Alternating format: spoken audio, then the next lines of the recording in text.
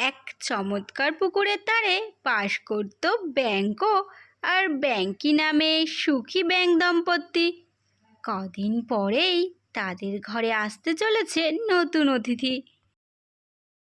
এই দেখ টিটু, ব্যাঙ্কু ভাই আবার সকাল সকাল ডিউটিতে নেমে পড়েছে।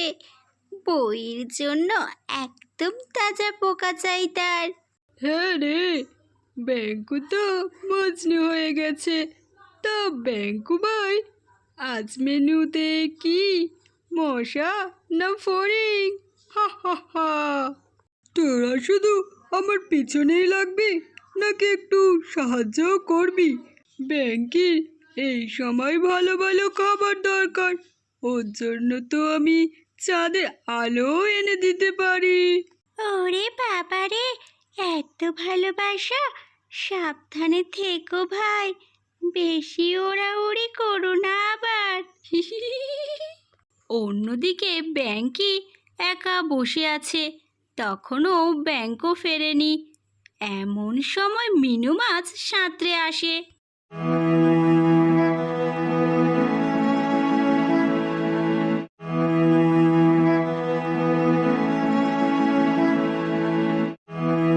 কি গো ব্যাঙ্কু বৌদি, মুখটা এমন হাঁড়ি করে বসে আছো কেন? ব্যাঙ্কু ভাই বুঝি এখনো খাবার নিয়ে ফেরেনি? না রে মিনু, সে তো গেছে আমার জন্য খাবার খুঁজতে। একা একা বসেছিলাম, তাই একটু মন খারাপ লাগছিল। আমি থাকতে মন খারাপ? এই দেখো, তোমার জন্য জলের তলায় সবচেয়ে সুন্দর রঙিন পাথর নিয়ে এসেছি। আর শোনো, আজ একটা মজার গল্প বলি। মিনু আর ব্যাঙকি গল্প করতে করতে হাসাহাসি খুনসুটি করতে থাকে।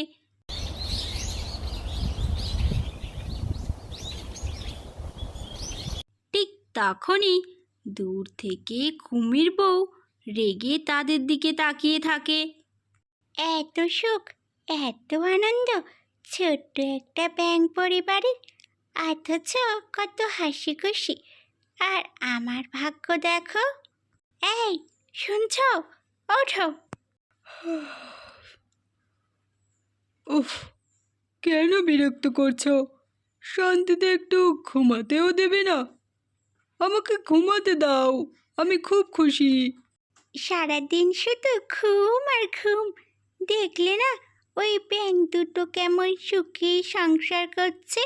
ওদের ঘরে নাকি সন্তানও আসবে। আর আমি আমি কোনোদিনও মা হতে পারবো না। আমি এই সুখ সহ্য করতে পারছি না। আমার জেদ, ওদের ওই সুখের সংসার ধ্বংস করবই। এইভাবে বেশ কিছুদিন চলতে থাকে। একদিন ব্যাঙও আবারও উপরে গিয়েছে শিকার করতে।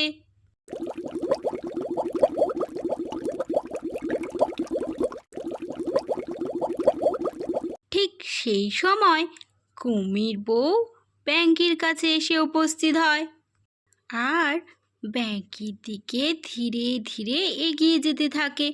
বেচারা ব্যাঙি ভয় পেয়ে যায়। কুমির দিদি, তুমি এমনভাবে আমার দিকে আসছো কেন? তোমার চোখ এমন লাল কেন? তোর খুব সুখ, তাই না ব্যাংকি? তুই মা হবি, তোর সন্তান হবে। আমি এটা হতে দেব না। আমার যা নেই তা আমি তোকেও পেতে দেব না। দোহাই তোমার, আমার সন্তানদের ক্ষতি করো না। ওরা আর কদিন পরেই পৃথিবীর আলো দেখবে। আমাদের কত স্বপ্ন। তোর কোনো স্বপ্নই পূরণ হবে না। কুমির বউ জেদের বশে এক গ্রাসে ব্যাঙিকে খেয়ে ফেলে।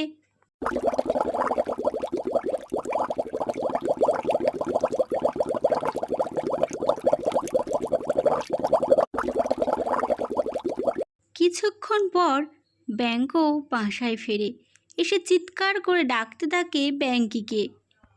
ব্যাঙ্কি, ব্যাঙ্কি, তুমি কোথায়? মিনু, মিঠু, কেউ বলো আমার ব্যাঙ্কি কোথায়?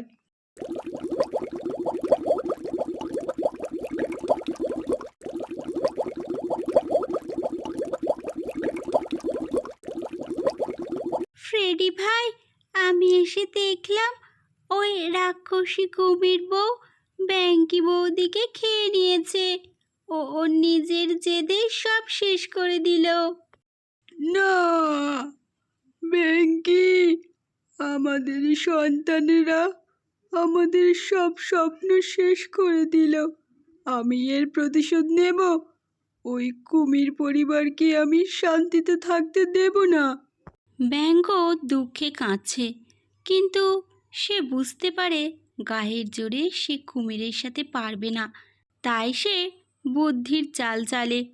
সে নদীর পাড়ে মানুষের তৈরি একটি বড় ফাঁদ দেখতে পায়। হিংসার বদলে হিংসা নয়, কিন্তু তোমার এই অপরাধের শাস্তি পেতেই হবে কুমির বউ। ব্যাঙও কুমির দম্পতির কিছু প্রিয় মাছ দেখিয়ে তাদেরকে ওই শিকারীদের বড় খাঁচার দিকে নিয়ে যায়। কুমির দিদি, তুমি আমার সব কেড়ে নিয়েছো, কিন্তু আমি তোমাকে অভিশাপ দেব না। জেনে রাখো, মানুষ শিকারীরা ওই পাড়ে এসেছে। তারা তোমাদের মতো বড় কুমির খুঁজছে। তোমরা এখনই পালাও। হে হে হে, তুই একটা পুচকে ব্যাঙ, তোর কথায় আমি ভয় পাবো? চলো কামু, দেখি ওখানে কি আছে। কুমির বউ ব্যাংকের কথায় গুরুত্ব না দিয়ে নিজের অহংকার আর জেদের বশে সেই দিকে যায়।